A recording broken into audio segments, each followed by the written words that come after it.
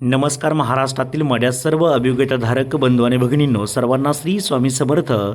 पवित्र पोर्टल शिक्षक भरती 2025-26 स्टेट परीक्षा 3च्या माध्यमातून आपण जर विचार केला तर मेरिट किती कमी येऊ शकतं या संदर्भातला खूप महत्त्वाचा व्हिडिओ आहे. या ठिकाणी आपण जर पाहिलं तर विथ इंटरव्ह्यूसाठी या ठिकाणी पहिला कॉलम ॲप्लिकेंट नेम आहे, डेट ऑफ बर्थ आहे, TET marks, preference number, post दिलेला आहे, subject medium, category disability orphan, recommendation आणि रिकमेंडर कॅटेगरी आहे. रिकमेंडेशन ऑर्फन आपण त्याला म्हणतो, अदर तुमची काय असेल तर समांतर आरक्षण. पण या ठिकाणी आपण जर विचार केला तर फक्त आणि फक्त 16 गुणांचा उमेदवार देखील विथ इंटरव्ह्यूला त्या ठिकाणी आपल्याला पाहायला मिळतो आहे.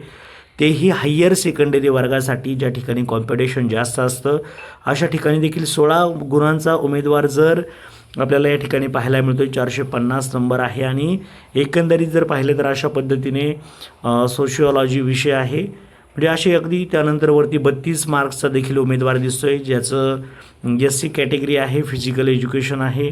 त्यानंतर हेल्थ आणि फिजिकल एज्युकेशन 46 मार्क्सचं. म्हणजे अगदी आपण जर पाहिलं तर अगदी 16 मार्क्सपासून अगदी 10 मार्क्सचा देखील उमेदवार या भरतीमध्ये आपल्याला पाहायला मिळेल. कारण की 2022मध्ये 1.1 पद नव्हतं, या भरतीमध्ये 1.1 पद आहे. त्यामुळं अगदी 1 पासून तर अगदी 190 वाला जो उमेदवार आहे त्यांना सर्वांना संधी या भरतीमध्ये मिळणार आहे. नक्कीच सर्वांनी त्याचा फायदा करा. सर्वांना all the best. Thank you so much.